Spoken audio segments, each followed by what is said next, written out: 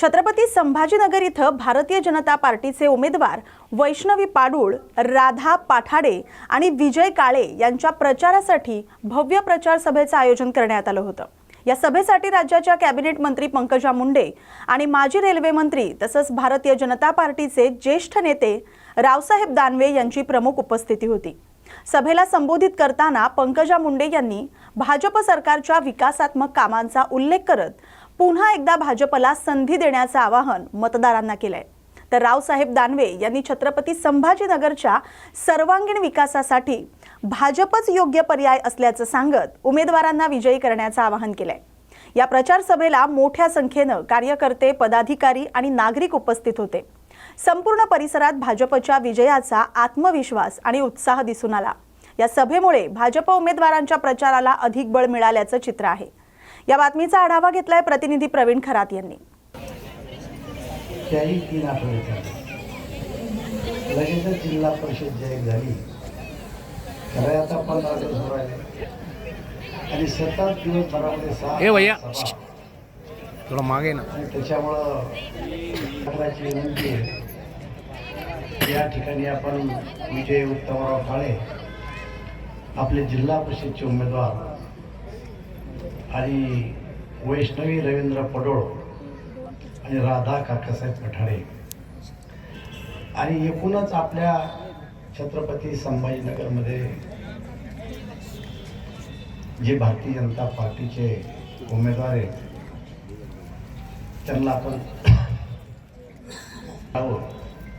अशी मी आपला आग्रहाची विनंती करतो।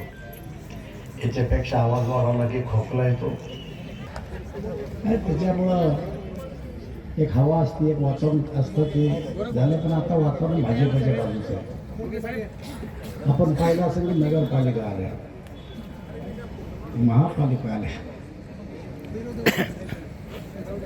आणि बहुमतामध्ये जिल्हा परिषद येणारे आमचे अधिकृत उमेदवार विजय काळे आणि पंचायत समितीचे उमेदवार वैष्णवी पाडुळ आणि राधा पाठाडे या सर्वांच्या विजयाची निश्चिती करण्यासाठी आणि प्रचार करण्यासाठी या सभेला माझ्या समवेत मंचावर उपस्थित आमचे ज्येष्ठ आणि अनेक वर्ष मी विषयांना वाट मोकळी करून दिली आणि आपल्या सगळ्यांच्या मनातल्या इच्छा बोलून दाखवल्या। मंचावर उपस्थित सुहास शिरसाट जिल्ह्याचे अध्यक्ष, मान्यवर, समोर उपस्थित टोपी वगैरे घातलेले सर्व माझे ज्येष्ठ मंडळी, शेतकरी बांधव आणि या कार्यक्रमाची शोभा वाढवत असणाऱ्या देवाभाऊच्या लाडक्या बहिणी, सगळ्या माता भगिनींना आणि फक्त आणि फक्त सेल्फी काढायची आहे अशा मूडमध्ये आलेले सगळे माझे युवा बांधव, त्या लोकांनी मला पूर्ण कडक केलेला आहे। मला ना सभेसारखं वाटेच नाही दादा, हे असं वाटेल की इथे एक मंगल कार्यालय आहे आणि मी लग्नाच्या वधूवरांना शुभेच्छा देण्यासाठी आलेले आहे। कारण वातावरणच तसं आहे, संध्याकाळ होत आहे, गरमी नाही तेवढी, सगळे खुर्च्यांवर बसलेले आहेत आणि त्यामुळे असं वाटत नाही की ही सभा आहे, असं वाटतं की एक आपला एखादा मंगल कार्यक्रम आहे। खरंच आहे, ही निवडणूक हा मंगल कार्यक्रम आहे। प्रधानमंत्री नरेंद्र मोदी यांचे हात बळकट करण्यासाठी, देवेंद्र फडणवीस यांच्या नेतृत्वाला ताकद देण्यासाठी, जसे महानगरपालिकेमध्ये आपण सगळीकडे कमळ फुलवलं तसंच आता जिल्हा परिषदेमध्ये सगळीकडे कमळ आपल्याला फुलवायचं आहे। मला असं वाटतं, मला शंका नाही की तुम्ही मतदान कुणाला करणार। कुणाला करणार तुम्ही मतदान? कमळाला? तुम्ही त्या करणार ना? आता मी आले, तुम्ही कमळाला मतदानच करणार आहे, पण कमळाला तुम्ही मतदान का करणार आहे याच्यासाठी मी इथं सभा घेते। आज सकाळी माझ्या सभेची सुरुवात झाली पिशोर पासून। 6 सभा आहेत आज संभाजीनगर जिल्ह्याच्या, उद्या लातूर आहे, सोलापूर आहे, पंढरपूर आहे, सगळे राज्यभर प्रचार आहे। जिल्हा परिषदला, नगरपालिकेला सगळीकडे मी प्रचार करत फिरते आणि हे प्रचार करत असताना सकाळी आज पिशोरमध्ये दरवेळी गेले 12, 10, 11, 12 वर्ष मुंडे साहेबांची आठवण काढल्यावर लोकांचा गंभीर होते मुद्रा, त्यांचा चेहरा कसावीस होतो, डोळ्याला बायका पदर लावतात. मुंडे साहेबांना जाऊन आज 12 वर्ष होतील, तरीही अनुराधाताईंनी सांगितले की आम्ही मुंडे साहेबांचं इथे स्मारक बनवणार आहोत, मुंडे साहेबांचा पुतळा उभा करणार आहोत. हे केवढं मोठं भाग्य आहे. बाळापूर वाडेगाव मार्गावरील विद्युत वितरण कार्यालयासमोर सोनटक्के यांच्या शेताजवळ बिबट्याला मध्यरात्री अज्ञात वाहनानं जोरदार धडक दिली. या धडकेत बिबट्या जागीच ठार झाला. या बिबट्याला बघण्यासाठी परिसरातील नागरिकांनी आणि शेतकऱ्यांनी एकच गर्दी केली होती. मध्यरात्री बिबट्या हा रस्ता ओलांडत असताना एका अज्ञात वाहनाचा वेग इतका प्रचंड होता की या धडकेत या बिबट्याचा जागीच मृत्यू झाला. याबाबतची माहिती वन विभागाला मिळताच वन विभागाचे सहाय्यक वन संरक्षक पवन जाधव आणि RFO विश्वास थोरात यांच्या आदेशानुसार उपवन संरक्षक सुमंत सोळंके यांच्या मार्गदर्शनाखाली वनपाल गजानन गायकवाड, मानद वन्यजीव रक्षक बाळ काळणे, वन्यरक्षक NN सावळे, राम काकडे, यशपाल इंगोले, तुषार आवारे हे घटनास्थळी पोहोचून बिबट्याचा पंचनामा करून शवविच्छेदनासाठी त्यांनी पाठवला. या बातमीचा आढावा घेतलाय प्रतिनिधी विशाल गवई यांनी. कन्नड तालुक्यातील सैनिकांचं गाव अशी संपूर्ण महाराष्ट्रभर ओळख निर्माण केलेल्या आणि देशसेवेसाठी 127 सैनिक दिलेल्या नाचनवेल येथील सैनिक श्यामधन महादू राजपूत हे भारतीय सैन्यातून 17 वर्ष देशसेवा करून सेवानिवृत्त झाले. नाचनवेल कोपरवेल ग्रामस्थांनी सैनिक भवन इथं त्यांचा भव्य सत्कार केलाय. सैनिक श्यामधन राजपूत हे 24 जानेवारी 2009 मध्ये सैन्यात भरती झाले होते. अतिशय बिकट परिस्थितीतून शिक्षण घेत 1 किलोमीटर रोज चिखल तुडवत शिक्षण पूर्ण केलं. घरची आर्थिक परिस्थिती अतिशय बिकट होती, परंतु शेती काम करत त्यांनी शिक्षण पूर्ण केलं. सैन्यात भरती झाले आणि आई वडिलांचं स्वप्न पूर्ण केलं. त्यानंतर 31 जानेवारी 2026 रोजी 101 मराठा लाईफ इन्फंट्रीमध्ये 17 वर्ष देशसेवा करून सैन्यातून सेवानिवृत्त झाले. त्याबद्दल त्यांना सन्मानित करण्यात आले. या प्रसंगी गावातील पदाधिकारी, गावकरी, तरुण मित्रमंडळ मोठ्या संख्येने उपस्थित होते. या बातमीचा आढावा घेतलाय प्रतिनिधी देविदास थोरात यांनी. नमस्कार, मी श्यामधन महादू राजपूत नाचनवेल गावाचा एक सैनिक मी इंडियन आर्मीमध्ये 2009 भरती झालो. मराठा लाईट इन्फंट्रीमध्ये मी 17 वर्ष पूर्णपणे यशस्वीरित्यापणे मी पूर्ण सर्व्हिस केली आणि सर्व्हिस करून मी माझ्या गावात सुखरूप व्यवस्थित आलो. त्याच्यानंतर माझी गावात आल्यानंतर गावकऱ्यांनी माझा मोठ्या प्रमाणात सहाय्यकार्य करून माझं स्वागत केलं आणि मी गावकऱ्यांचा आभारी राहीन आणि ऋणीसुद्धा राहीन की त्यांनी माझा स्वागत केला. आणि एवढं बोलून मी माझे. छत्रपती संभाजीनगर जिल्हा परिषदेच्या काचनेर गणामध्ये निवडणुकीला वेगळं वळण लागलंय. या गणात महाविकास आघाडीतील शिवसेना उद्धव बाळासाहेब ठाकरे गट आणि वंचित बहुजन आघाडी यांच्यात युती झाल्याचं चित्र स्पष्ट झालंय. या युतीअंती वंचित बहुजन आघाडीचे उमेदवार मंगलसिंह राहुल जाधव हे निवडणूक रिंगणात उभे आहेत. त्यांना ठाकरे गटाचा अधिकृत पाठिंबा जाहीर करण्यात आलाय. या युतीमुळे काचनेर गणातील राजकीय समीकरण बदलली आहेत. विरोधकांसमोर मोठं आव्हान उभं राहिलंय. सामाजिक न्याय, सर्वसामान्यांचा विकास, शेतकरी कामगारांचे प्रश्न आणि वंचित घटकांचे हक्क या मुद्द्यांवर दोन्ही पक्ष एकत्र येत प्रचार करतायत. गावागावात संयुक्त बैठका, प्रचार फेऱ्या आणि मतदारांशी थेट संवाद साधण्यात येत असून या युतीला नागरिकांकडून देखील सकारात्मक प्रतिसाद मिळत असल्याचं पाहायला मिळतंय. या बातमीचा आढावा घेतलाय प्रतिनिधी प्रवीण खरात यांनी. प्रतिक्रिया करू शकता. सध्या परिस्थिती अशी आहे विकासामध्ये शिवसेना हा जो उमेदवार जो आहे वंचित बहुजन आघाडी आणि त्यामुळं काय झालं की तीन मराठ्याची लढत आणि तीन समूह जो आहे की SC, OBC, मराठा आणि या पद्धतीने त्यांची बंदी आहे.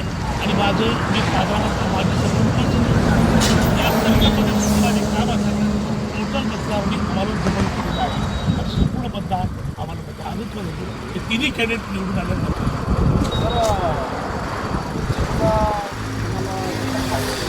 यावेळी फायदा म्हणजे मी पुन्हा त्याच्यामध्ये बाळासाहेब आंबेडकरांवर होतो. काही कारणातून बाजूला पुन्हा उमेदवार दिल्यामुळं त्याचा प्रचार निघतो.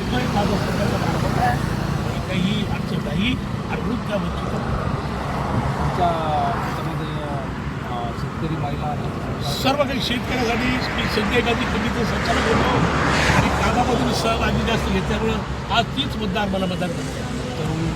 तरुण पिढी त्याचा तरुण पिढीमध्ये जी काही योजना आहे त्या योजनेचा जो काही निकष आहे हा तरुणापर्यंत वयोवृद्धापर्यंत अनेक योजनातून आम्ही पुढे गेलेलो आहे. कुठल्याही पक्षात पोहोचले नाही त्या सर्वात आघाडीवर मी आहे. त्यामुळे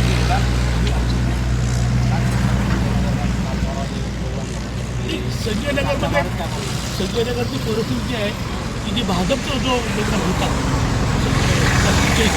त्यांनी घाऊन काही लोक मतदार आणलेले आहेत आणि त्यांनी भाजपजवळ काही नाही, काम नाही आहे, नाव फक्त भाजप करते.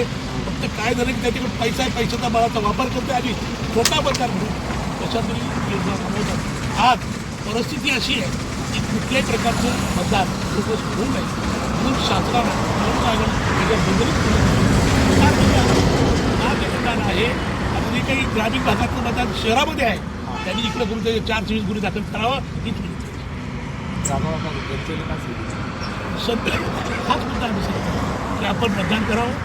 पुढे दिवशी आम्ही 25 वर्ष सेवा केली त्याच माध्यमातून पुढे सेवा केली. आपल्यासोबत आहेत वंचितचे उमेदवार राहुल जाधव. जाणून घेऊया त्यांच्या प्रतिक्रिया. त्यांनी वार्डात काय काय उपाययोजना केला तरी ते मी राहुल भावरा जाधव, वंचित बहुजन आघाडी, कचनेरगण 108 इथून लढत आहे. मला जी उमेदवारी बाळासाहेब आंबेडकरांनी दिलेली आहे एक नवीन चेहरा म्हणून दिलेला आहे. आज जे सगळं कामं करण्यासाठी ज्या पार्टीने केले नाही ते आज आपण करणार. याच्यानंतर यासाठी मतदारांनी आम्हाला भरभरून विजय करावा.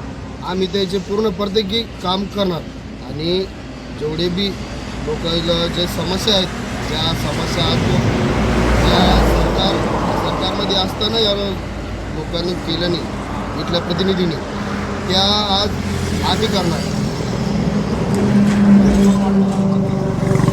वंचितच एक असं आहे की जे आज BJPला विरोधी वंचितच एक असा एक पक्ष आहे की बाकी सगळे तर त्याच्याच मांडीला लागून मांडले. जनतेला एवढंच सांगणार की एक शेतकरी पुत्र माझे वडीलही शेती करत होते, मी शेती करत होतो. आज शेतकऱ्याला एक नवीन चेहरा बाळासाहेबांनी दिलेला आहे की एक संधी दिलेली आहे की तुम्ही लढा तुमच्या हक्कासाठी. आज आम्ही शेतकऱ्याचे गावामध्ये इतराचे सगळ्यात मोठे जे प्रश्न आहेत ते आम्ही सोडू शकतो. आता इलेक्शन झालं महानगरपालिका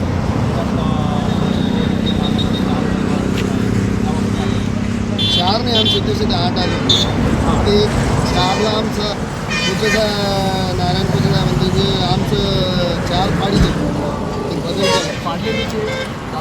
जाणून बुजून पाडले ते तर असं नाही घडायला पाहिजे. सत्तेचा पावर देणं थोडंफार सत्ता असल्यामुळं अशी लोकशाहीला हे नाही करू त्यांनी थोडीच नाही काढू. आता आम्ही जसे आमचे एवढं सांगणार की मतदानाने आपल्याला निवडून द्या.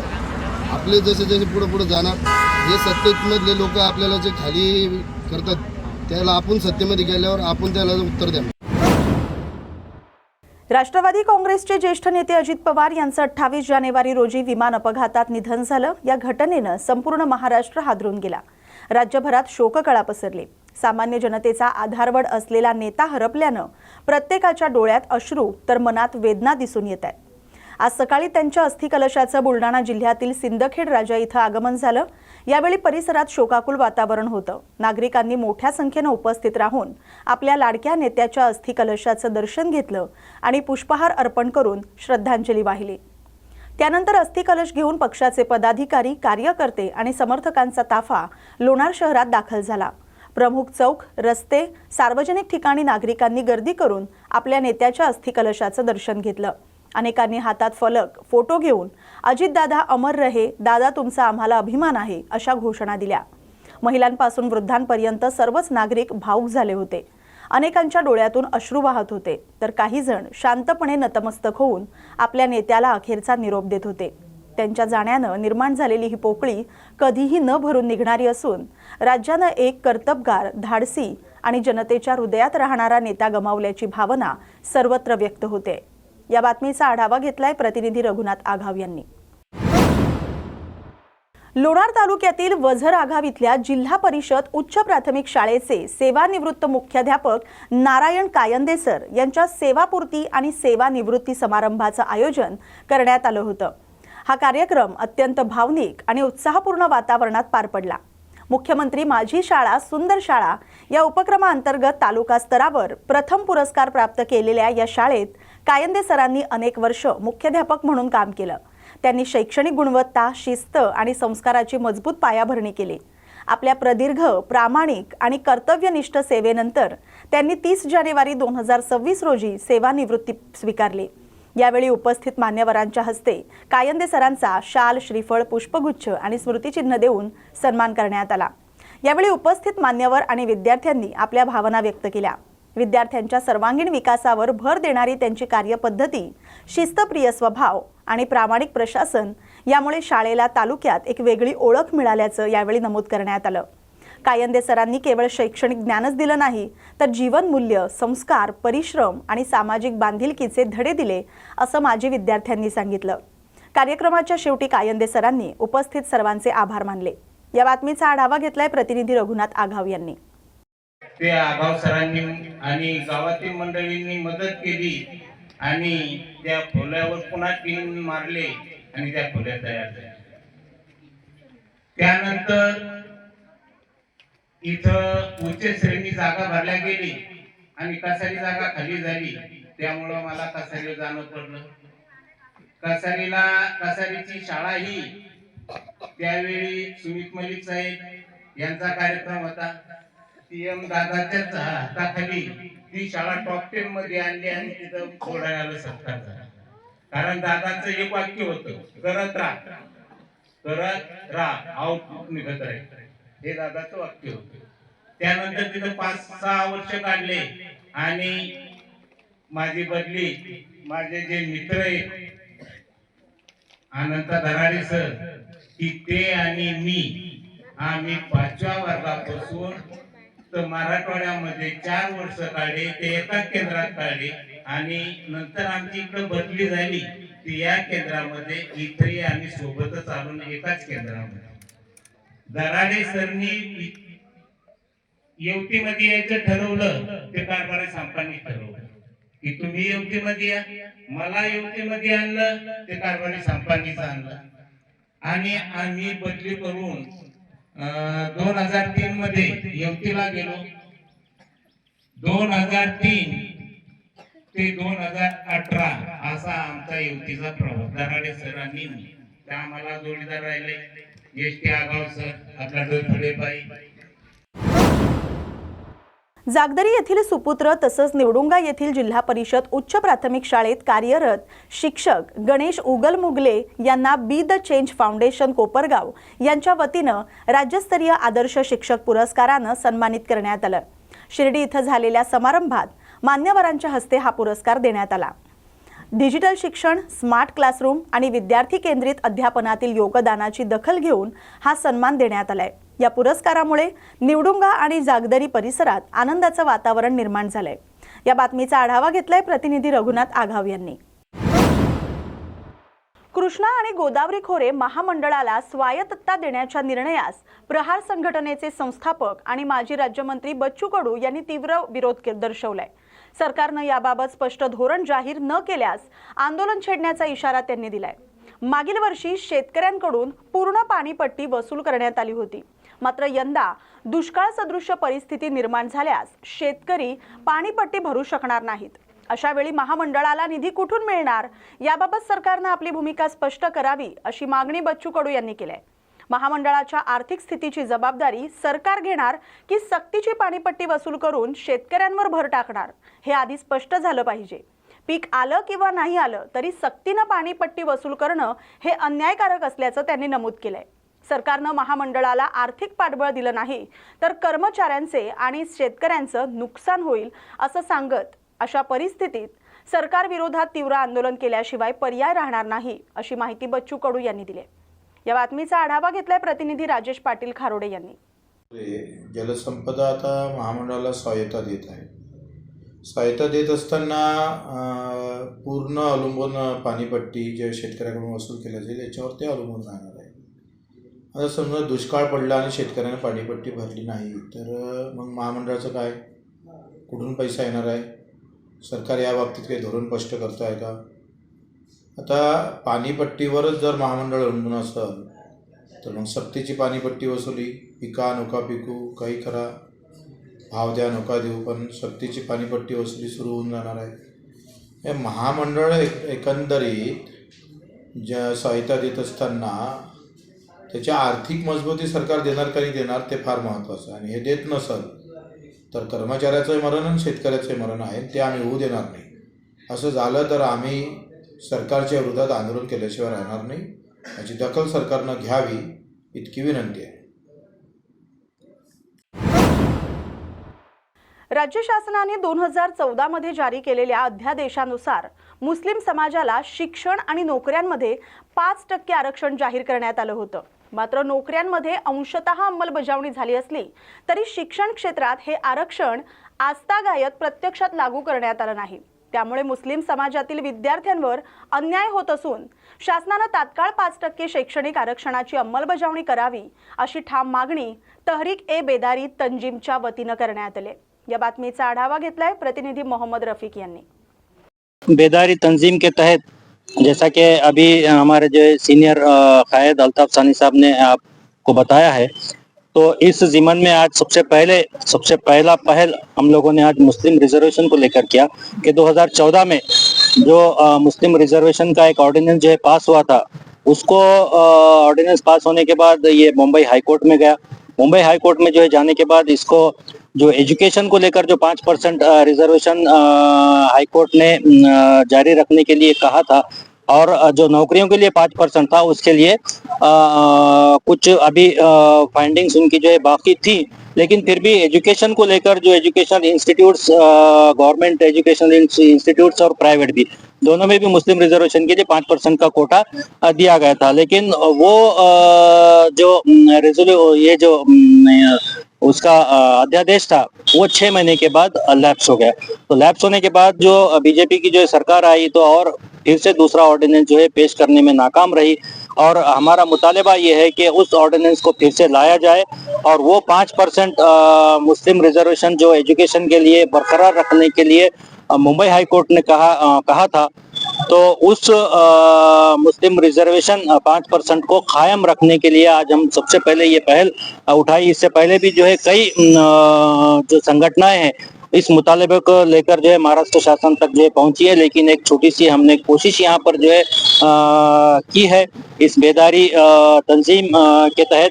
और इसमें सिर्फ मुस्लिम रिजर्वेशन ही नहीं, और भी कई ऐसे मुद्दे हैं जिनको लेकर ये तंजीम काम करेगी. नांदेड़ में मुसलमानों के कई सियासी, माशी, मजहबी, इलाकाई मसाइल को मद्देनज़र रखते हुए तमाम ही शोबों से और तमाम ही सोशल एक्टिविटीज़ में ताल्लुक़ रखने वाले लोग और हमेशा उसको लेकर अपने फिक्रों को जारी और सारी रखने वाले लोगों को एक प्लेटफॉर्म पर जमा कर तहरीक-ए-बेदारी तंजीम अक़लियती तबके में कौमी बेदारी लाने के लिए एक तहरीक-ए-बेदारी तंजीम को अमल में लाया गया. इस तंजीम के तहत हम तमाम ही समझो नांदेड़ ही नहीं बल्कि महाराष्ट्र और मुल्क के अंदर जो मुसलमानों के शैक्षणिक मसाइल है, आरक्षण के मसाइल है और संरक्षण के मसाइल है, इन तमाम मसाइल को लेकर अल्हम्दुलिल्लाह हम तमाम ही महाराष्ट्र और नांदेड़ के अजला में काम करने के तमाम ही लोग इच्छुक है. इसको मद्देनजर रखते हुए आज एक हम पहल करते हुए तमाम ही जिम्मेदारान, जिसमें समझो अब्दुल रज़्ज़ाक साहब, साबिक़ा डीवाईएसपी अल्ताफ सानी साहब, माजिद बशीर साहब, करामतुल्लाह खान साहब, मजीद भाई, कुरैशी बिरादरी से ताल्लुक़ रखने वाले हमारे उमर भाई कुरैशी, हमारे मोइन भाई, ये तमाम ही लोगों का एक शीश मंडल, हमारे डॉक्टर हकीम साहब, मैं जिनका नाम नहीं ले रहा हूँ, माफ़ी चाहता हूँ, उन तमाम ही लोगों को लेकर हम एक आज नांदेड़ कलेक्टर साहब के पास इस बात को लेकर आए कि 2014 की तात्कालीन सरकार ने जो अध्यादेश के जरिए से महाराष्ट्र के मुसलमानों को 5% नौकरियों में और शिक्षण में जो रिजर्वेशन दिया था, तो कोर्ट ने भी माना है कि ये बैकवर्ड मुसलमानों की जो हालात इस मुल्क में है उसको मद्देनजर रखते हुए शैक्षणिक 5% रिजर्वेशन देना चाहिए। इसी मांग को लेकर आज हम नांदेड़ के कलेक्टर के मार्फत महाराष्ट्र के मुख्यमंत्री को हमने इस तरह का मेमोरेंडम भेजा है और उनसे मांग करते हैं कि ये 5% जो बॉम्बे हाई कोर्ट ने जो सिफारिश की है लागू करने की, इसको जल्द से जल्द मुसलमानों का रिजर्वेशन लागू करने की ये मांग को लेकर यहाँ पर पहुंचे। किनवट येथील महावितरणाच्या कंत्राटी आणि स्थानिक विद्युत कर्मचाऱ्यांच्या न्याय मागण्यासाठी आज नांदेड महावितरणाच्या परिमंडळ कार्यालयासमोर महाराष्ट्र नवनिर्माण सेनेच्या वतीनं ढोल बजाव आंदोलन करण्यात आलं। जिल्हा अध्यक्ष मोंटी सिंग जहागीरदार यांच्या नेतृत्वाखाली किनवट येथील जिल्हा उपाध्यक्ष नितीन मोहरे यांनी आपल्या सहकार्यांसह आंदोलनाला सुरुवात केली। जुन्या कंत्राटी कामगारांना तत्काळ कामावर घ्यावं, शासन आदेशाप्रमाणे विद्युत कामगारांना त्यांच्या बँक खात्यात थेट वेतन अदा करण्यात यावी, किनवट येथील उपकार्यकारी अभियंता केंद्रे यांच्या कामाची तात्काळ चौकशी करावी, दोषी कंत्राटदार यांना काळ्या यादीत टाकावं, कामगारांचे मागील 3 महिन्यांचं थकीत वेतन त्वरित अदा करावं, या मागणीसाठी ढोल बजाव आंदोलन करण्यात आलं। या बातमीचा आढावा घेतलाय प्रतिनिधी मोहम्मद रफिक यांनी। आंदोलन करण्याचा काय मागण्या प्रमुख मागण्या अशा प्रकारच्या आहेत की हे एमएससीबी जे डिपार्टमेंट आहे हे स्वतःच्या मनमर्जीचे कारोबार आहे। ढाब्यावर बसून आपण जसं काही पण कारोबार करतो तसा कारोबार आहे। मागील कंत्राट बेसिसवर काही कर्मचाऱ्यांना एमएससीबीने घेतली होती। त्यांना काही कर्मचारी पैशाच्या लालचीमध्ये 50,000 लाख रुपये 1.5 लाखच्या तिकडेमध्ये ते रनिंग काम करणारे जे अनुभवी लोक होते त्यांना न सांगता त्यांना बाजूला करून नवीन कर्मचाऱ्यांची भरती केलेली आहे। त्यांच्या विरोधात काही कर्मचारी त्यांना पगार येतो 20,000 रुपये आणि त्यांचे जे कंत्राट बेसिसवर ज्यांनी भरती केली ते देता येणार 8,000 रुपये। म्हणजे त्या पूर्ण कंत्राटदाराला मोठे करणारे हे एमएससीबीचे अभियंता आहेत। एक खूप मोठा युनिट आहे, सगळं भ्रष्ट कारोबार चालू आहे। मोठे जे अभियंता आहेत ते गुत्तेदारामध्ये परेशान आहे। पोच के 5,000 गुत्तेदार आहेत त्यामध्ये खुश आहेत। अशा प्रकारची मागणी महाराष्ट्र नवनिर्माण सेनेने सांगितलं होतं की मी त्या कंत्राटदाराला बोललो तर तो म्हणतोय की आता 2 कॉन्ट्रॅक्ट झाले, अर्धा कॉन्ट्रॅक्ट औरंगाबादला द्या। म्हणजे मनमर्जी कोणताही कॉन्ट्रॅक्ट बेसिसवर म्हणजे नवीन निघाला नाही, त्याने डिवाइड पण करून घेतला। संभाजीनगरचा एखादा कंत्राटदार असेल तर त्याला किनवटची परिस्थिती काय माहित होईल। या सर्व गोष्टीचा पाठपुरावा आमचे तालुकाध्यक्ष नितीन मोहरे यांनी पुढे घेतलेला आहे आणि आम्ही 8 दिवसापूर्वी आंदोलनाचा इशारा दिला होता। त्या हिशोबाने आम्ही एमएससीबीचे कुठेतरी कान बंद बहिरे झालेले त्यांची कानं उघडण्यासाठी हे ढोल बजाव आंदोलन व जे सर्कस या लोकांची चालू आहे त्या हिशोबाने त्यांना हे उत्तर दिलेलं आहे आम्ही। मागणी नाही मान्य झाल्यानंतर त्याचा तीव्र आंदोलन महाराष्ट्र नवनिर्माण सेना करणार। त्याची पूर्ण जबाबदारी त्या अभियंत्याचीच राहील ज्या लोकांनी हे बोगस कारभार केलेला आहे। ते लोक 3 महिन्यापासून त्यांचे उदरनिर्वाह या नोकरीवर होता, ते नोकरीवर नाहीये म्हणून त्यांचे उदरनिर्वाह खायचे राहायचे वांदे त्या लोकांचे। त्यांना कोणी अधिकार दिला या सगळ्या गोष्टी करायचं? शासनाची नियमावली बाजूला ठेवून तुम्ही तुमच्या मनमर्जीचे कारोबार करता। काय मागणी होती? मोंटे भाऊ यांच्या नेतृत्वाखाली जो आम्ही आज आंदोलन उभा केलेलं आहे नांदेडमध्ये, नांदेड जिल्ह्यामध्ये 250 कंत्राटी कामगार आहे आणि त्या कंत्राटावर कामगारांना त्यांना 18,000 रुपये पगार द्यायचा ठरलेला असताना सुद्धा ते 10,000 8,000 वर त्यांना म्हणजे अर्धी पगार देत आहेत। ते त्या मुलांना माहित नाही की आपल्याला एवढी पगार आहे, पण जेव्हा त्यांना जाणीव झाली की आपल्याला एवढी पगार आहे आणि मग आपल्याला अर्धी पगार देण्यात येत आहे, मग त्यांनी त्यांच्या मार्फत पत्रव्यवहार केला, संघटनेद्वारे केलं, त्यांना कुठंच न्याय मिळाला नाही। ते महाराष्ट्र नवनिर्माण सेनेकडे आले। त्याच्यामुळं आमचा एक प्रयत्न आहे का त्या सर्व कंत्राटी कामगार जो असेल किंवा स्थानिक कामगार जे असेल त्यांना न्याय मिळाला पाहिजे, यासाठी आज आम्ही येतो। हे जो किनवट तालुका जो आहे आदिवासी अतिदुर्गम भागात आहे, तिथल्या मुलांना ट्रायबल एरिया आहे आणि तिथली मुलं बाहेर जाऊन काम करू शकत नाही। त्यांना स्थानिकला कुठेतरी चांगली नोकरी मिळत आहे म्हणून ते करत आहेत आणि त्यामध्येही ते अधिकारी आपला हेतू साध्य करत आहेत। कंत्राटदार आणि अभियंते हे दोन्ही मिळून आहे। आम्ही ज्यावेळेला इथले अभियंते आहेत माने म्हणून आम्ही त्यांच्याशी भेटीगाठी केल्या, त्यांनी आम्हाला सांगितलं की भ्रष्टाचार हा चालत असतो, हा त्यांचा आरोप होता आणि आम्ही सांगितलं त्यांना की 3-3 महिन्यापासून राबून घेतल्या जाते, 24-24 तास ड्युटी केल्या जाते, त्यांना पगार दिला जात नाही। आणि आम्ही असं आमच्या निर्देशनात असं आलेलं आहे की एकच व्यक्ती 132 ला पण काम करतो, तोच व्यक्ती पोर्टलवर काम करतो। काही मुलं पोर्टलवर आहेत, काही मुलं जे कामाचेच नाहीत ते पोर्टलवर आहेत, जे मुलं कामावरच नाहीत त्यांची सरळ पगार घेतल्या जाते। असा खूप मोठा याच्यामध्ये भ्रष्टाचार चालू आहे। त्या कंत्राटदारांनी कामगारांसाठी आज आम्ही इथं उभं टाकून आहोत, तरी आज त्यांनी गेट बंद केलेला आहे। आम्ही त्यांना 15 दिवसापूर्वी सांगितलं होतं का हे त्यांच्या बाजूने तुम्ही उभं टाकून त्यांना न्याय देण्याचा प्रयत्न करावा, पण ते असं आज होताना दिसत नाही। या उपरी जर आज आमच्या आंदोलनाला जर त्यांनी जर यश येऊ दिलं नाही, त्यांचा मनसुबा आम्ही उधळून लावू. आज आम्ही बाहेरून आंदोलन करत आहोत. आज आम्ही पूर्ण ह्याच्यानंतरचं जे आंदोलन आहे त्यांच्या पूर्ण कार्यालयाला आम्ही घेराव करतो. हदगाव तालुक्यातील हदगाव तामसा रोडवरील हडसणी फाटा इथं हडसणी गावकऱ्यांच्या वतीनं रास्ता रोको आंदोलन करण्यात आलं. हडसणी फाटा येथील बसस्टॉप हे वारंवार होणाऱ्या अपघातांचं प्रमुख कारण ठरत असल्याचा आरोप ग्रामस्थांनी केलाय. हडसणी फाटा येथील बस स्थानक हे मुख्य रस्त्यावर आणि वळणावर असल्यानं तसंच रस्त्यालगत मोठ्या प्रमाणात वाढलेल्या झाडाझुडपांमुळे समोरून येणारी अवजड वाहनं प्रवाशांना वेळेवर दिसत नाही.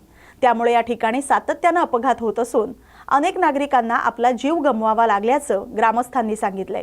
या पार्श्वभूमीवर सदर बस स्थानक तात्काळ मागे घेण्यात यावं, पुलाचे कठडे पूर्णपणे भरून काढण्यात यावेत, तसंच रस्त्यालगत वाढलेली झाडं झुडपं तातडीनं काढण्यात यावीत, अशा विविध मागण्यांसाठी हडसणी येथील ग्रामस्थांनी रास्ता रोको आंदोलन केलं. हडसणी फाटा इथे रस्ता रोको आंदोलन करण्यात आला. नेमकं त्या रस्ता रोको आंदोलनाचे जे आपल्याला निवेदन दिलेलं होतं, नेमकं त्यांची मागणी काय होती आणि काय आपण समोर आता कारवाई करणार आहे? आता या संदर्भामध्ये आपला जो रस्ता आहे हदगाव तामसा भोकर रस्ता जो आहे हा मागच्या 2021 पासून रस्त्याचं रुंदीकरण होऊन आपला रस्ता हा कार्यान्वित आहे. आपल्या रस्त्यावरती गाड्यांची संख्या पण मोठ्या प्रमाणात आहे आणि आपल्या इकडं हडसणीचा साखर कारखाना पण आहे. त्यामुळे या ठिकाणी अवजड वाहनांची पण मोठ्या ठिकाणी इथं गर्दी आहे. आता सध्या ऊसाचा सीझन थोडा क्षमत जरी असला तरी अजूनही बऱ्याच ठिकाणचा ऊस जो आहे ते आपल्या कारखान्यापर्यंत येतो. त्याच्यामुळे तसेच बस असतील किंवा ट्रॅक्टर ट्रॉली असतील, मोठ्या वाहनांचा या ठिकाणी असा प्रश्न निर्माण होतो की हडसणी फाटा जो आहे जो आपल्या टर्निंगला असल्या कारणामुळे आपण त्या ठिकाणी लोखंडी कठड्यांची व्यवस्था केलेली आहे की जे वेगाने येणारे जे वाहन आहे हे रस्त्यावरून हे नाही होता बेकाबू न होता रस्त्याच्या खाली पडू नये याच्यासाठी आपण लोखंडी कठड्याची आपण तिथं उपाययोजना केलेली आहे. परंतु या ठिकाणी असं लक्षात येते की अवजड वाहने जे आहे किंवा बस जे आहेत ह्या हडसणी फाट्यातील गावकऱ्यांना उतरत असताना रस्त्यावरतीच थांबत आहे. बसला सेपरेट इथं बस थांबा करणं आवश्यक आहे.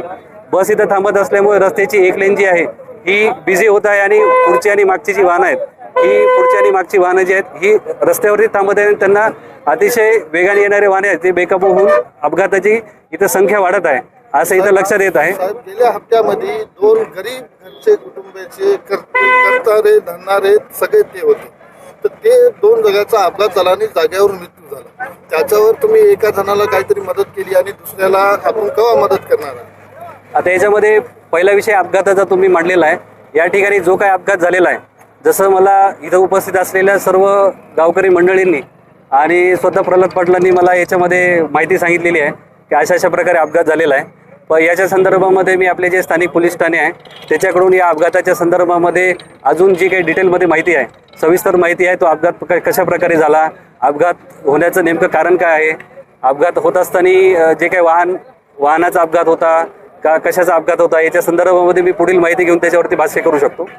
दुसरा विषय याच्यामध्ये मदत करणार आहेत. आता याच्या संदर्भामध्ये दुसरा विषय जो आहे, अपघात झाला असल्या कारणाने जी लोकांची दुखापत झालेली असेल किंवा जे लोक मृत पावलेले असतील तर आता याच्या संदर्भामध्ये मी एक सहानुभूतीपर जे काही एक स्थानिक क्षेत्रीय इथं काम करत असताना एक सहानुभूतीपर म्हणून मी आमचे सार्वजनिक बांधकाम विभागामार्फत जे कोणी हे असतील त्यांना फुलाची पाकळी अशी जी काही माझ्याकडून मदत होऊ शकते माझ्या वैयक्तिक स्तरावरती आणि आमच्या विभाग स्तरावरती मी ती केलेली आहे. बाकी जे कन्स्ट्रक्शन किंवा रस्त्याचे कंपनीचे जे आहेत यांनी आपण त्यांना बाकी रस्त्याच्या उपाययोजना आणि इतरही आपण त्यांना सूचना दिलेल्या आहेत. आता त्यांनी जी मदत करणार आहेत नाही करणार आहेत याच्या संदर्भामध्ये सध्या माझ्याकडे कुठल्याही प्रकारची माहिती उपलब्ध नाही. तरी मी एक इथं स्थानिक प्रतिनिधी आपल्या डिपार्टमेंटचा प्रतिनिधी म्हणून आपला जो काही हे आहे जो मेसेज आहे आणि जो काय आपला निरोप आहे हा त्यांच्यापर्यंत मी पोहोचवेल आणि त्या लोकांना काय मदत करता येऊ शकते याच्याबद्दल मी त्यांना निरोप देऊ शकतो.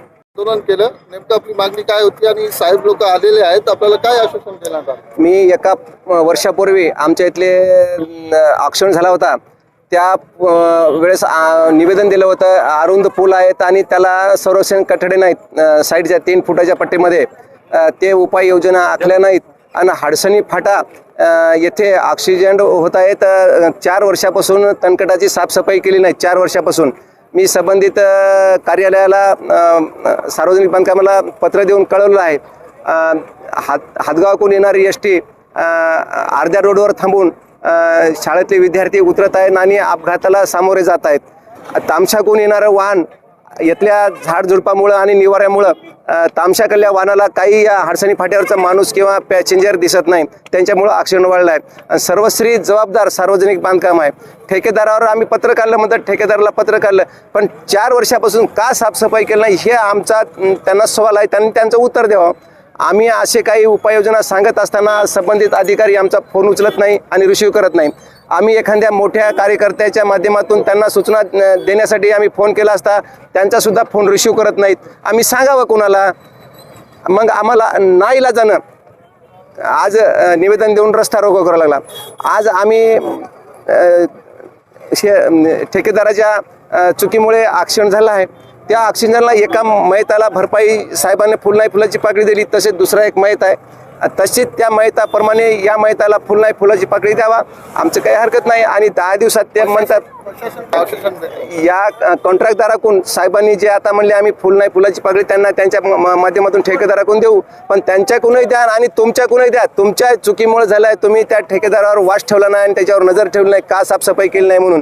हे पहिली सार्वजनिक बांधकामाची चूक आहे, मी ठामपणे सांगतो आणि केव्हा बी सांगू शकतो. आणि संरक्षण कठडे पलीकडले आहेत ते रोडवर लावल्यात, 5 वर्षामध्ये कधी साफ का केले नाहीत. कंपनी नाही, केटीएल कंपनी आहे म्हणतात, पण त्यांनी या सार्वजनिक बांधकामाने लक्ष केलं नाही. रोडवर कठडे रवलेत, कशामुळे रवलेत त्यांनी त्याची चौकशी केलेली नाही. सर्वस्वी जबाबदार सार्वजनिक बांधकाम आणि ठेकेदार आहे.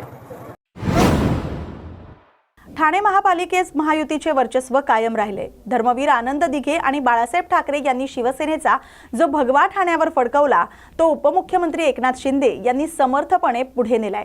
यावर्षी ठाणे पालिकेच्या महापौरपदी मीनाक्षी शिंदे आणि उपमहापौरपदी कृष्णा पाटील यांची बिनविरोध निवड झाली. महायुतीला 104 नगरसेवकांचा पाठिंबा आहे असं रवींद्र फाटक म्हणाले. जिल्हा परिषदेत महायुतीला 40 ते 45 जागा मिळतील आणि पंचायत समित्यांमध्येही महायुतीचंच वर्चस्व राहील असा विश्वास त्यांनी व्यक्त केलाय.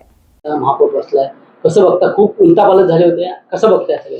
नाही, ठाणे महानगरपालिकेमध्ये धर्मवीर आनंद दिघे साहेबांनी आणि बाळासाहेब ठाकरेंनी जो कायमस्वरूपी शिवसेनेचा झेंडा आहे, महायुतीचा झेंडा, तो कायमस्वरूपी शिंदे साहेबांनी कायमस्वरूपी ठेवलेला. या वर्षी मला वाटतं बिनविरोध आपले दोन्ही महापौर, उपमहापौर, शिवसेनेचा महापौर पिंपळे मॅडम झाल्यात आणि कृष्णा पाटील उपमहापौर झालेत. आमच्या दोन्ही आज बिनविरोध निवड झाली आहे, त्यांचं मनापासून अभिनंदन करतो. आपल्याला महायुतीमध्ये 104 नगरसेवक आलेले आहेत, त्यामुळे 100% आपला या आणि ठाणे महानगरपालिकेमध्ये ठाण्याच्या जनतेने सन्माननीय महाराष्ट्राचे मुख्यमंत्री देवेंद्र फडणवीस, आमचे मुख्य नेते एकनाथ शिंदे साहेब यांच्यावर जो विश्वास ठेवून लोकांनी मतदान केलं आहे, त्याच्यामध्ये आम्हाला वाटतं की या मात्र 100% महायुतीच्या बाजूने लोक होते.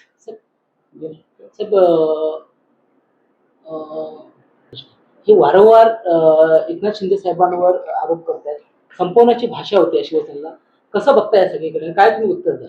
बघा, महायुतीमध्ये ज्या गोष्टी बोलत असतात ते समजलं काय की ज्या आपण शिंदे साहेब याच्यात जास्त महत्व देत नाहीये आणि पक्षाच्या माध्यमातून आपण पक्षाचं काम करत असतो. कोणाला मोठं व्हायचं असतं त्या माध्यमातून त्याच्यामध्ये चर्चा करत असतात, त्याच्यात दुर्लक्ष करतो आम्ही. एकाच पक्ष म्हणजे महायुतीमधले 2 नेते अशा प्रकारे जर टीका होत असेल आणि उपमुख्यमंत्री पदावर राहिले आणि पक्षाचं नेतृत्व करत असलेल्या नेत्यावरती टीका होणार, हे तुम्हाला कसं वाटतं? मला वाटतं महाराष्ट्राचे मुख्यमंत्री याच्यात निर्णय घेतील आणि किंवा आमच्या दृष्टिकोन हा विषय चालूच आहे, त्यावर नक्की मुख्यमंत्री याच्यात विचार. सर, मागील काही दिवसांपासून आपण कोकण दौरा करताय, सिंधुदुर्गमध्ये अगदी ठाण म्हणून इथली परिस्थिती पाहिली तर सध्या उपमुख्यमंत्र्यांची सभा देखील आज होते आणि या सभेकडे संपूर्ण या कोकणवासियांचं लक्ष आहे. रत्नागिरीनंतर चिपळूण आणि रत्नागिरी आणि सिंधुदुर्ग कोकणात सध्याची परिस्थिती बघता, उभाटा आणि आताची परिस्थिती आणि आपलं राजकीय एक विश्लेषण काय? नाही, मला वाटतं मी 4 दिवसापासून कोकणामध्ये सिंधुदुर्गामध्ये फिरतोय. कुडाळ असेल, मालवण असेल, सावंतवाडी असेल, देवगड असेल, या 4ही मतदारसंघात मी फिरतोय. आज सन्माननीय आमचे मुख्य नेते शिंदे साहेब यांची जाहीर सभा कुडाळमध्ये होते आणि आजच्या माध्यमातून मला वाटतं महायुतीचं सरकार, महायुतीचा जिल्हा परिषदेवरती झेंडा फडकेल काही शंका वाटत नाही. मला वाटतं 40 ते 45 सीट महायुतीच्या जिल्हा परिषदेवर येतील आणि पंचायत समितीचा पण त्याच माध्यमातून मला वाटतं त्यांचा विजय होईल. आणि मला वाटतं सिंधुदुर्गामध्ये बिनविरोध पण जिल्हा परिषदेत 5-6 सीट झाले आहेत, 10-15 सीट मला वाटतं पंचायत समितीच्या झाल्या आहेत.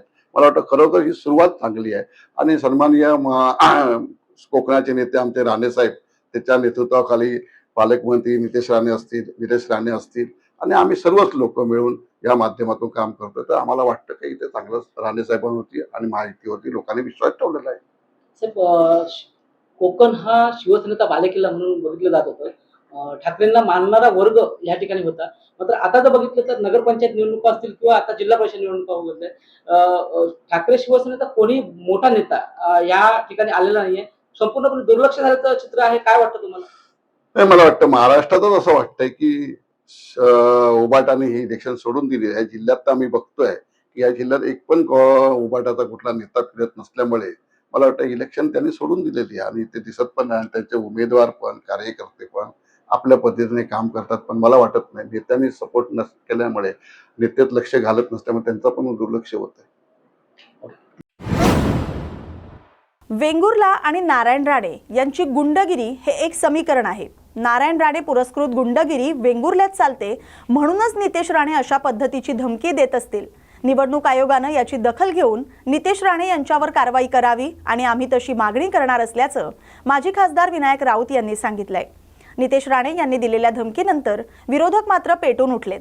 माजी आमदार वैभव नाईक यांनी नितेश राणे यांचा समाचार घेत जनतेनं या लोकांना वेळीच आवरावं असा सल्ला दिलाय. आजच्या पालकमंत्री नितेश राणे यांच्या भूमिकेवरून असं स्पष्ट झालेलं आहे की हे विकास काम करत नाहीत. नेहमीच दमदाटी आणि पैशाचा वापर करून निवडणुका वारंवार जिंकण्याचा प्रयत्न करत असतात. आज रवींद्र चव्हाण त्यांच्यावर नसल्यामुळे पैशाची त्यांची व्याप्ती कमी झाली आहे. परंतु आता धमकीचं, मागे घेण्याचं, तक्रार करण्याचं हे आता त्यांनी ओळखलं आहे. खरं तर या राज्यामध्ये कायदा सुव्यवस्था राहिलीच नाही आहे. भारतीय जनता पार्टीचे असलेल्या मुख्यमंत्र्यांकडे गृहमंत्रीपद आहे आणि निवडणूक आयोग सुद्धा या जिल्ह्यामध्ये राहिला नाही. जर उमेदवारांना सरसकट धमकी देत असतील, आम्ही जे सांगतोय वारंवार की उमेदवारांना धमकी देतात आणि उमेदवारी मागे घ्यायला सांगतायत आणि आज त्यांनी भर सभेत सांगितलंय आणि त्यामुळे या जिल्ह्यामध्ये कायदा सुव्यवस्था राहिली नाही आहे. माझं एकदा इथल्या जिल्ह्यातल्या जनतेला आव्हान आहे की तुम्ही या ठिकाणी या लोकांना वेळीच आवरा. तुम्ही सॉल्मर असलेल्या उमेदवारांना मतदान करा, तरच या जिल्ह्यामध्ये शांतता राहील, जिल्ह्यामध्ये विकास होईल. नाहीतर या जिल्ह्यामध्ये अशांतता माजेल. वेंगुर्ला आणि नारायण राणेंची गुंडगिरी याचं एक समीकरण आहे. प्रत्येक निवडणुकीमध्ये नारायण राणे पुरस्कृत गुंडगिरी ही वेंगुर्ल्यामध्ये केली जाते आणि म्हणूनच त्याच्याच पार्श्वभूमीवर त्यांनी धमकी दिलेली असेल त्याची माहिती आम्ही नक्की घेऊ. पण ह्या धमकीची दखल या जिल्ह्यातल्या निवडणूक आयोगाने घेण्याची आवश्यकता आहे. ह्या धमकीची दखल पोलीस प्रशासनाने घेण्याची आवश्यकता आहे आणि धमकी दिल्याबद्दल त्यांच्यावर कारवाई करण्याची गरज आहे. आम्ही आमच्या पद्धतीने दोन्ही यंत्रणांना तसं निवेदन देऊ, त्यांच्यावर कारवाई करण्याचं मागणी करू. चिपळूण शहरातील नगर परिषदेच्या अखत्यारीत असलेल्या नारायण तलाव या सार्वजनिक ठिकाणी काही व्यक्तींनी विनापरवाना नमाज पठण केल्याचा प्रकार समोर आलाय. या घटनेमुळे शहरात खळबळ उडाले. समस्त हिंदुनिष्ठ संघटना चिपळूण यांनी या प्रकारावर तीव्र आक्षेप घेत पोलीस प्रशासनाकडे निवेदन दिले. यावेळी मोठ्या संख्येने हिंदुत्ववादी कार्यकर्ते निवेदन देण्यासाठी उपस्थित होते. चिपळूणला वीरेश्वर कॉलनीमधल्या नारायण तलावामध्ये 30 जानेवारीला मुस्लिम समुदायाच्या नागरिकांनी नमाज पठण करण्याचा प्रयत्न केला आणि तो ठरवून केलेला होता असं आमचं सगळ्यांचं मत आहे. कारण साधारण तास ते दीड तास 2-2, 3-3 जणांच्या गटांनी नमाज पठण तिथे केलं. हिंदू नागरिकांनी त्यांना अटकाव करण्याचा प्रयत्न केला. सार्वजनिक जागा आहे, तुम्ही इथे धार्मिक कार्यक्रम करू नका अशी समजूत घालण्याचा प्रयत्न केला, परंतु त्यांनी ऐकलं नाही. हे त्यांनी ठरवून मुद्दाम हिंदू समाजाला चिथावणी देण्याच्या दृष्टीने केलेलं आहे असं आमचं मत आहे. हा असा गोष्ट लक्षात आल्यानंतर आम्ही प्रशासनाशी म्हणजे नगरपालिका नगराध्यक्ष आणि आता पोलीस स्टेशन अशा दोन्ही ठिकाणी निवेदनं दिलेली आहेत. ही सगळी गोष्ट आम्ही शांततेने घेतलेली आहे. पण त्यांच्या ॲक्शनला रिॲक्शन ही येऊ शकते आणि मग ती तशी आल्यानंतर हिंदू समाजाला नावं जनतेने ठेवू नयेत. अशासाठी मुद्दाम हा मीडियाला आम्ही सांगतोय की अशा पद्धतीची कुठलंही चिथावणीखोर प्रकार हा मुस्लिम समुदायाच्या लोकांनी करू नये, नाहीतर त्याला नक्की रिॲक्शन येणार आणि मग तेव्हा मात्र कुणाला जबाबदार धरलं जाऊ नये. अशी दोन्ही ठिकाणी आम्ही नगरपालिका प्रशासन आणि आता पोलीस स्टेशन अशा दोन्ही ठिकाणी याची कल्पना दिलेली आहे आणि त्यांना कायद्याच्या अंतर्गत जास्तीत जास्त कडक कारवाई करा अशी विनंती केलेली आहे. तसं आश्वासन दोन्ही ठिकाणी नगरपालिका आणि पोलीस स्टेशन याच्या अधिकाऱ्यांनी आम्हाला दिलेलं आहे. माझं नाव मंदार लेले, मी इथला रहिवासी आहे पागेवर. या बातमीसोबतच बातम्या गावाकडच्या मध्ये वेळ झाल्या तर इथेच थांबण्याची. अशाच महत्त्वाच्या बातम्यांसाठी पाहत राहा न्यूज मराठी 24/7. नवा भारत नवा विचार.